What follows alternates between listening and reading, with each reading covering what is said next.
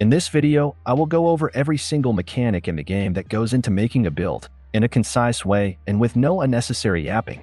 The video was structured in a way that I thought made the most sense in order to explain as many things in as little time as possible.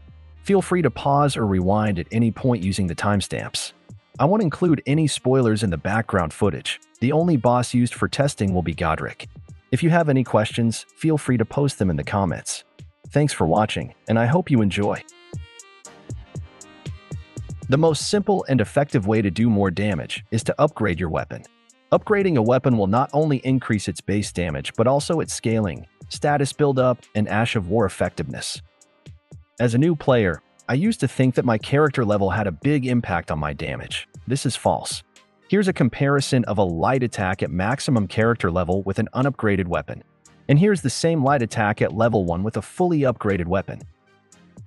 As you can see, upgrading your weapon has significantly more impact on damage than increasing your player level. You can upgrade your weapons by using smithing stones or somber smithing stones at a blacksmith. I recommend to get the bell bearings that lets you purchase them as soon as you can.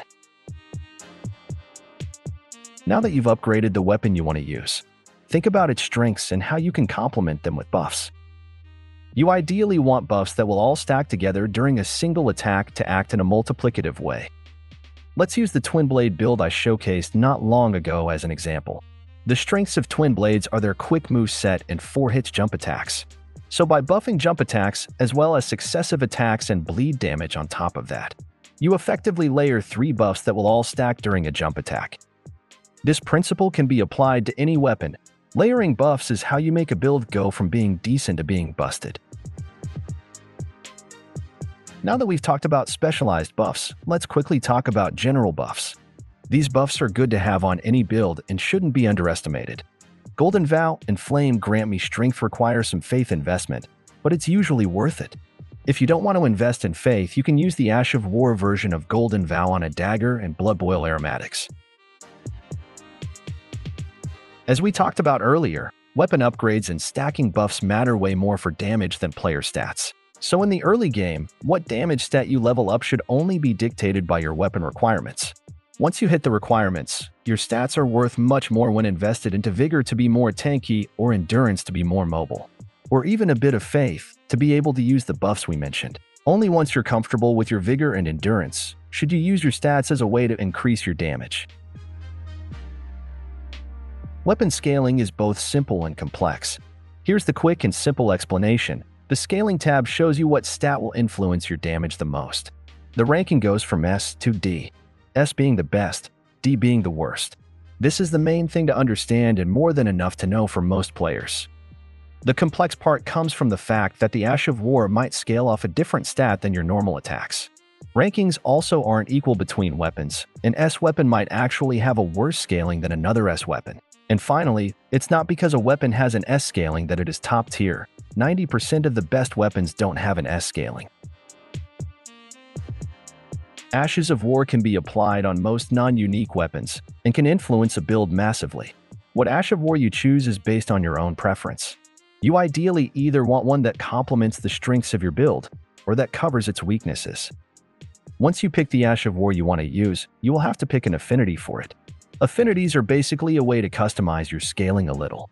For example, if I apply the heavy affinity on a weapon, I will increase its scaling with strength.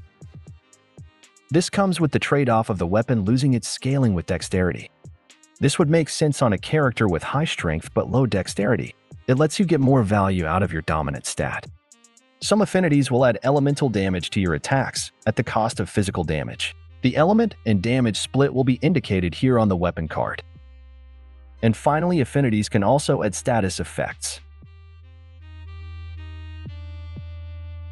Status effects are different ailments you can apply on your targets, independent of your weapon damage.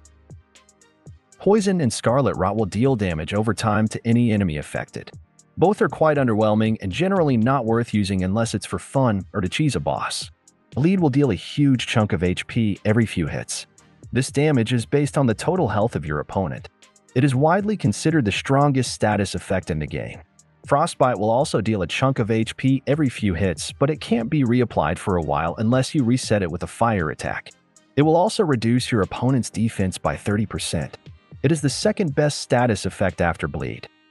Deathblight and Madness are both PvP ailments and useless in 99% of the game. You can influence the speed at which these ailments build up based on your arcane stat, though this will only work if the weapon scales with arcane. Frost buildup works differently and can only be increased by upgrading any non-somber weapon with the cold affinity. The last thing I will quickly talk about is armor. Armors really don't matter too much when it comes to damage. You generally want the heaviest armor you can equip while staying on medium load. The only two major exceptions being these two, as they offer a significant boost to jump attacks and raw damage. The Mushroom Crown and Black Dumpling headgear are also worth mentioning. They're more situational and usually reserved for one-shot builds. There are also a few pieces of gear that will provide small buffs, but these are generally ignored as the boosts are so small they become irrelevant quickly. They also usually come with a trade-off of some kind. Remember that Elden Ring is a complex game, and you will ultimately need to test some things for yourself. That's part of what makes it great. But these are the main things to understand to be able to experiment yourself. If you have any questions or feel like you can add to this guide, feel free to post in the comments. Like if you enjoyed, and see you later.